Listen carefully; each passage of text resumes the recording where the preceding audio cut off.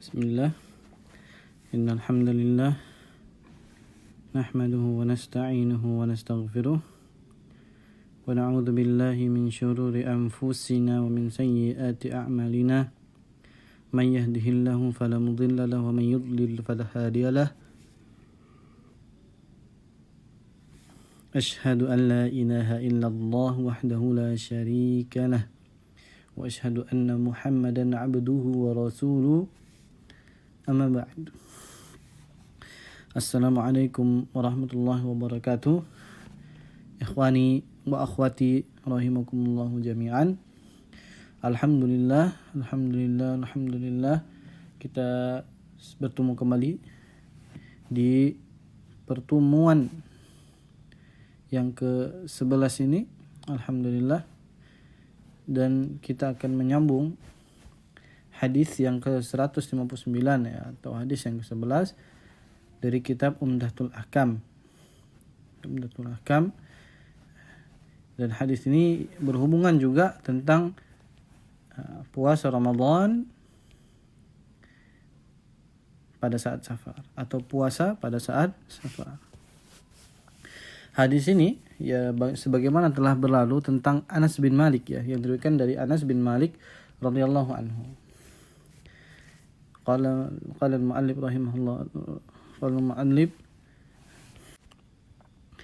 ya, hadis yang diriwayatkan oleh Anas bin Malik radhiyallahu anhu, dari Anas bin Malik radhiyallahu anhu, beliau berkata, qala kunna ma'a Rasulillah sallallahu alaihi wasallam fi safarin faminna as-sha'imu wa minna al-muftiru qala fanazalna munzilan fi yawmin harrin wa aktharuna dhillan sahibul kisa' فمنا من يتقي الشمس بيده قال فسقط الصوام وقام المفطرون فضربوا الأبنية وسقوا الركاب فقال الرسول صلى الله عليه وسلم ذهب المفطرون اليوم بالأجر.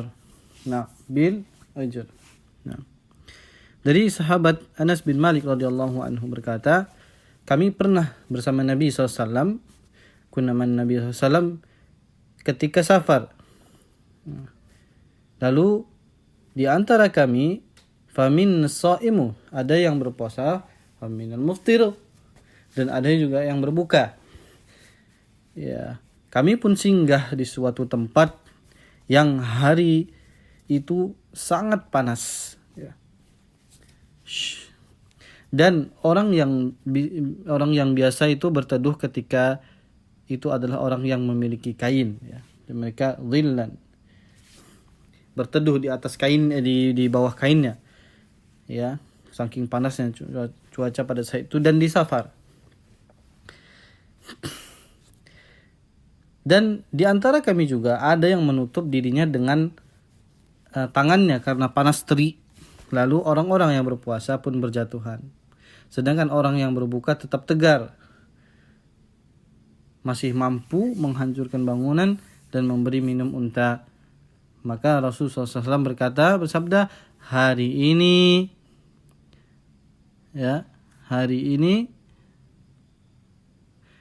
orang-orang yang berbuka telah menuai pahala.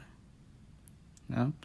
Waqamal muftirun, di sini apa? Faqala Rasulullah SAW, dhahabal muftirun al-yawma bil ajr.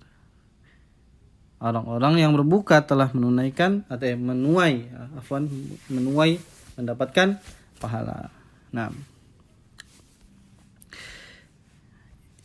ini hadis ini ya, yang sebagaimana sudah berlalu tentang biografi dari sahabat jeli ya, Anas bin Malik. Nah, hadis kunna ma'an Nabi sallallahu alaihi wasallam fa minna shaimu fa minna muftiru. Di perkataan ini adalah dalil ya, atas bolehnya seorang berpuasa di dalam safar. Seorang ala zawaji saum fi sar wajhun, bolehnya berpuasa ya di saat bersafar. Ya, wajhu dalalahnya adalah takrir keputusan Nabi SAW atas puasanya mereka di saat safar. Adapun perkataan Nabi SAW, "Dhahabal muftirun al-yaum bil ajr fa fihi amran." Ada dua perkara. Ya. Perkara yang pertama, annahu idza ta'aradat masalih qaddima awlaha wa aqwaha. Apabila saling bertentangan maslahat, di antara maslahat yang banyak saling bertentangan, maka dikedepankan atau diambil yang aulanya, yang prioritasnya dan yang paling kuatnya, begitu. Itu yang kedua adalah maksud dari Nabi SAW itu orang-orang yang berbuka yang sekarang menuai pahala. Itu ada dua perkara. Ya, yang tadi bahwa apabila terjadi bertentangan antara maslahat dengan maslahat yang lain, ambil maslahat yang lebih prioritas. Ambil yang prioritas atau yang lebih kuat. Misalnya, puasa di safar boleh, ya kan? Menuai pahala, ada pahalanya.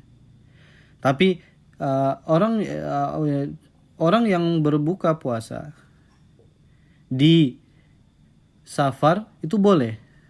Tetapi kita lihat kalau kita berpuasa dan pada saat itu maslahat yang ditimbulkan orang yang berpuasa itu lebih kecil dari maslahat yang orang yang berbuka. Misalnya orang yang berpuasa itu pada saat di safar dan terik sekali seperti yang di dalam hadis, itu membuat mereka berjatuhan, membuat mereka lemah dan sampai tidak sanggup, ya. Maka orang yang enggak berpuasa di safar itu lebih aula, lebih prioritas agar mereka terus kuat dalam bersafar untuk tujuan yang bagus. Itu dia. Nah, yang kedua, anna qawlahu radhiyallahu anhu dhahabal muftirun al-yawm bil ajri fa fihi wajhan. Adapun perkataan perkataan Anas bin Malik tadi radhiyallahu anhu, ada dua perkara. Yang perkataan dhahabal muftirun al-yawm bil ajri fihi wajhan. Ayyurada bil ajri ajru tilkal af'al allati fa'aluha wal masalih allati jarrat ala aydihim wa la yuradu mutlaqul ajr ala sabilil umum. Jadi perkara ini perkara yang muqayyad, yang maksudnya yang pada saat itu terjadi dan mereka mendapat pahala. Karena asalnya kita boleh berbuka puasa atau boleh tidak puasa di safar. Tapi kita bisa mendapat pahala lebih bahkan dari orang yang puasa di safar gara-gara maslahat besar dan kita menolak mafsadat. Kita menolak mafsadat, kita mendapatkan pahala. Tapi pada saat hal itu saja yang masalahnya lebih besar dan harus menolak mafsadatnya, bahayanya. Kalau dia biasa saja, misalnya cuaca biasa, kita di safar, ya kita berpuasa, itu lebih baik daripada orang yang nggak berpuasa. Tapi ini masalahnya menimbang suatu keadaan itu penting. Bagaimana masalah dan mafsadatnya, mana yang lebih besar dan mana yang kita harusnya menolak mafsadah, menolak bahaya. Bahwa kaidah ad-darar yuzal, bahaya itu harus dihilangkan sekecil-kecilnya, sehilang-hilangnya. Nah, itu dia. Wala yuradul mutlaq al-ajr ala sabil umum, dan tidak dimutlakkan, tidak diumumkan, ya, pahala tersebut yang di hadis ini untuk umum, ya, enggak, bahwa orang yang berbuka, orang yang tidak puasa di safar lebih besar pahalanya atau lebih dapat banyak pahala daripada orang yang bersafar dan dia berpuasa, tidak. Dalam keadaan hal itu saja. Nah, wasani, yang kedua, ayyakuna ajruhum qad balagha fil kathrati min an-nisbati ila ajrin shaum mablaghan yanghamiru fihi ajrun shaum فتحصل المبالغة بسبب ذلك ويجعل كن الأجر كله للمفطر وهذا قريب مما يقول بعض الناس في إحباط الأعمال الصالحة ببعض الكبائر وأن الثواب ذلك العمل صار مغمورا جدا بالنسبة إلى ما يحصل من عقاب الكبيرة فكأنه كالمعدوم المحبط وإن كان الصوم ها هنا ليس من محبطات ولكن المقصود التشبيه في أن ما قل جدا قد يجعل كالمعدوم المبالغة. نعم. Yang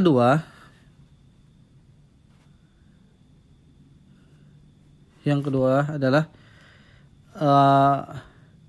ajar mereka melebihi ibaratnya itu bukan dalam arti kata dalam suatu ketika ajarnya mereka itu tidak lebih besar daripada orang yang berpuasa, tidak. Dan tidak juga dalam hadis di sini kan disebutkan orang yang tidak berpuasa ini mampu menghancurkan bangunan apa tidak seperti itu maksudnya. Maksudnya adalah mereka kuat untuk melakukan sesuatu yang bisa membela agama, yang pada tujuan-tujuan yang baik. Makanya dari nisbah ke situ, dari nisbah manfaat atau tujuan mereka tersampaikan di safar itu, tujuan safar itu tersampaikan dari tujuan yang baik, dari situlah nisbahnya pahalanya besar, lebih besar daripada orang yang berpuasa. Karena orang yang berpuasa lemas dia atau dia pada saat berperang. Jadi tujuan yang besar itu di safar itu, tujuan bersafar untuk satu tujuan itu jadi tidak terlalu tercapai atau tidak tercapai. Makanya orang yang berbuka itu dapat besar pahalanya daripada orang yang berpuasa di safar ini tatkala dikaitkan dinasabkan oleh tujuan tertentu yang baik. Ya, wallahu taala alam. Jadi ini syarah dari hadis Anas bin Malik. Ala kulli hal ikhwan, jadi kita memang harus pandai menimbang suatu keadaan ya, di mana maslahat harus diambil dan mafsadat harus ditolak. Adapun tiba-tiba ada maslahat satu, maslahat dua, kita cari mana maslahat yang lebih besar dan maslahat yang lebih kecil. Kita nilai kalau kita mengambil maslahat ini apakah timbul mafsadat? Kalau kita mengambil maslahat yang ini apakah mafsadat menghilang? Kita harus menimbang suatu itu. Bagaimana tujuan bisa tercapai, dan ingat tujuan safar itu harus dengan ketaatan kepada Allah. Kalau dia bersafar berniat maksiat kepada Allah, jadi safar ataupun apanya tidak dianggap. Nah, wallahu a'lam, wallahu ta'ala a'lam. Ya, kita cukupkan di sini. Barakallahu fikum wa jazakumullahu khairan. Naktafi bihadzal qadar. Subhanakallahumma bihamdika asyhadu an la ilaha illallah wa atubu ilaik. Assalamualaikum warahmatullahi wabarakatuh. Nah, ikhwan.